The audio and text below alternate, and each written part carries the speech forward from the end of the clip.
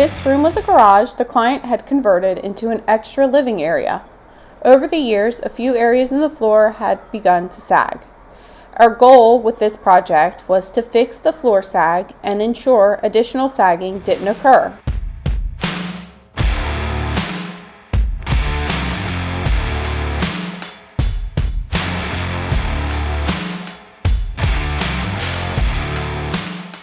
When doing this type of project, it's often difficult to predict how much work will actually need to be done. We started by removing the carpet and carpet padding.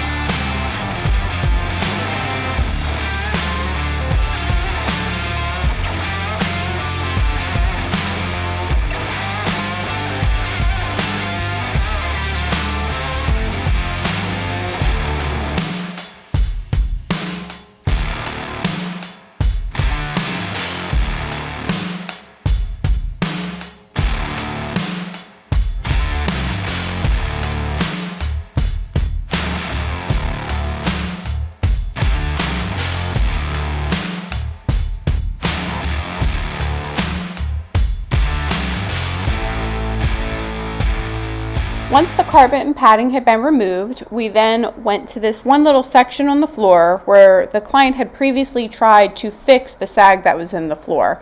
So we're just going to remove this piece of plywood here and see what we're working with.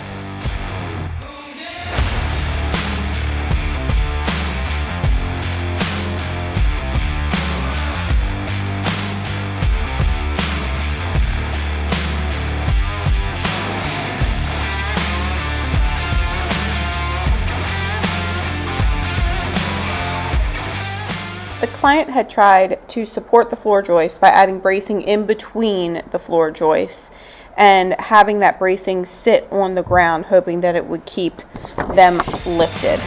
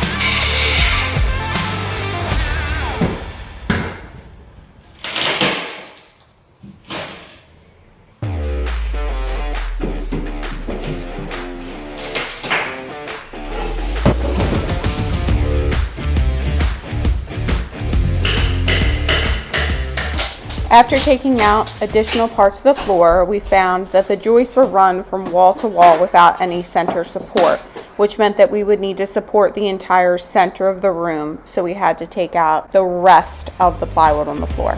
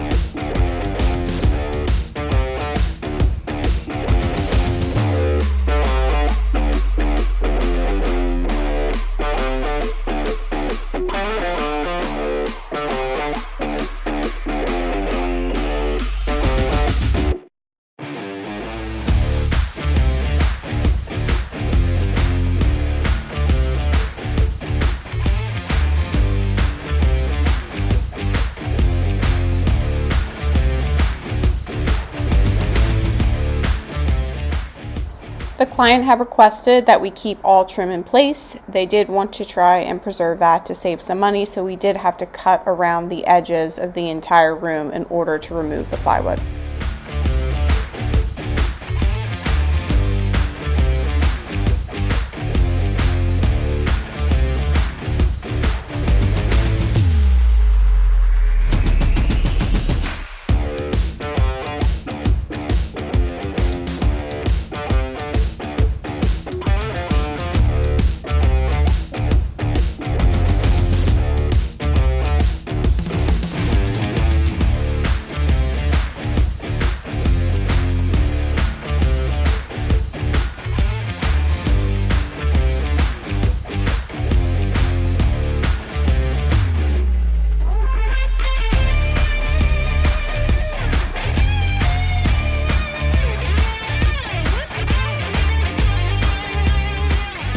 We used a level across the entire floor to see where the floor was high or low, and then we added concrete blocking and shims along the center of the floor, running all the way from the back of the room to the front of the room.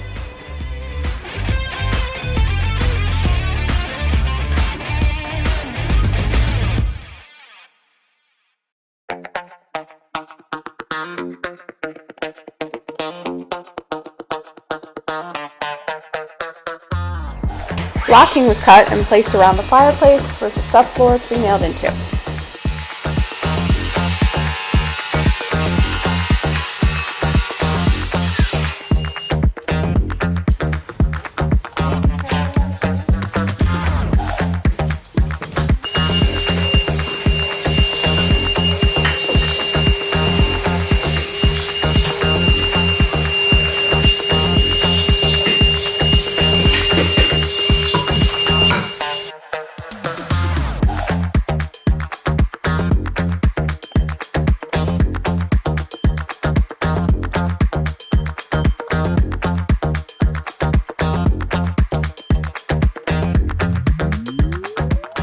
The clients had either a family of possums or raccoon living under this floor at one point, so we made sure to clean on top of all the insulation and underneath all the insulation before putting on the new flooring.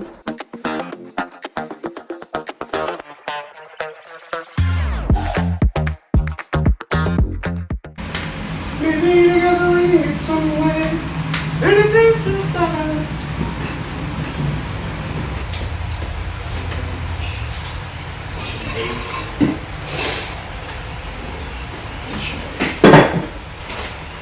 Can you measure under this right here? I think it's like an inch or less. You need something to put under that. What's the last one?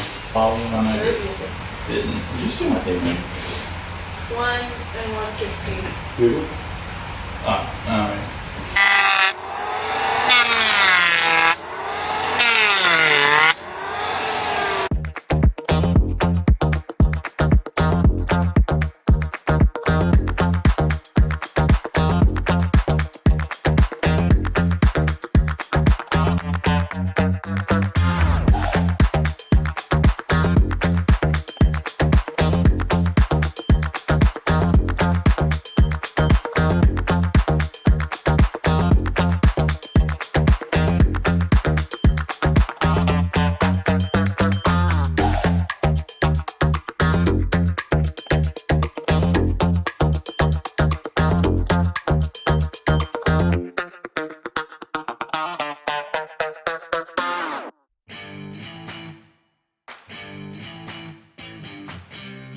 After getting the floor level, it was time for a final cleanup and removal of nails and staples.